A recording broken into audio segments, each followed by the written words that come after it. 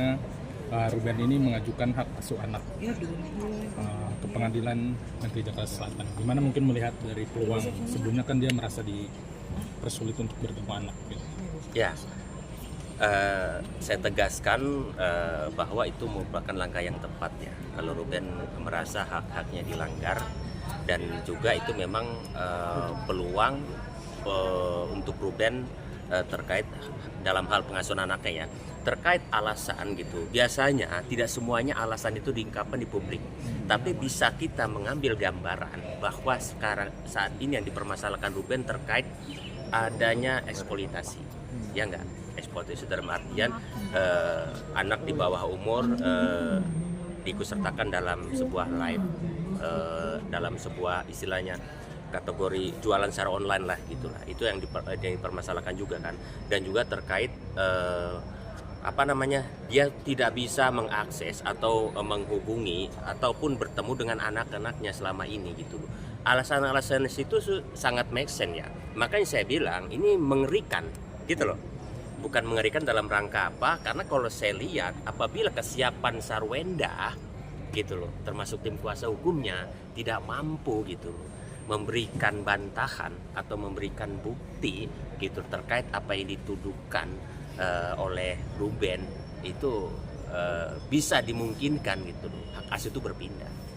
Berarti kemungkinan besar untuk memenangkan hak gugatan hak asuh anak cukup besar ya Pak? Ya perlu kita ketahui juga kan bahwa pengacara ya sekelas Bang Minola gitu kan merupakan senior juga, paham betul lah gitu kenapa dia melakukan gugatan. Artinya banyak atau ada peluang-peluang yang dimungkinkan Ruben untuk memenangkan terkait hak asuh anak. Ya, seperti itu. Karena kalau memang fakta itu terbukti bahwa selama ini Ruben kesulitan bahkan tidak boleh mengakses anaknya untuk bertemu dengan Ruben, itu pun merupakan sebuah pelanggaran. Dan itu salah satu syarat juga ya Pak? Seperti itu, betul gitu loh. Karena itu sudah dalam putusan. Biasanya dalam putusan itu kan ditentukan hak asuh anak berada dalam ibunya, tapi ayahnya bisa melakukan pertemuan, bisa saja anytime, bisa seminggu 2 kali, dan itu rutin gitu. Seperti itu ya. Bang, faktor-faktor apa Bang yang bisa memenangkan seorang bapak mengambil hak asuh anak Bang, biasa dalam hukum Bang? Ya, biasanya hak asuh itu sekarang misalnya sama Sarwenda itu akan dinilai mampu tidak gitu merawat anaknya dalam hal pendidikan, dalam hal sosialisasi gitu kan, seperti itu ya. Nanti kalau kemarin kalau nggak salah ada gitu loh video-video yang menunjukkan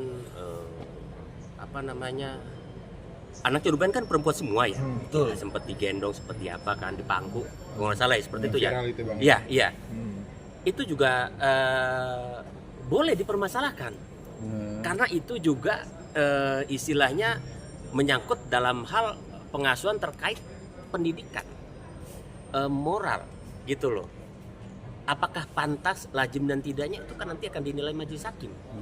Apalagi kan istilahnya bukan ayahnya, ya enggak, istilahnya itu nanti bisa dipermasalahkan. Itu kalau menurut saya itu kayaknya masuk dalam gugatan Ruben, seperti itu. Kalau eksploitasi gitu Bang, misalkan sering ditampilin di medsos gitu, contohnya itu bagaimana tuh Bang? Kalau secara undang-undang memang tidak boleh gitu loh eksploitasi itu, tapi eksploitasi kan nanti harus dibuktikan sejauh mana, kan ada ininya juga kan, seperti itu. Kalau memang benar-benar anak itu diminta untuk live, paling nggak itu kan mau nggak mau live jualan di online itu bekerja, seperti itu gitu loh.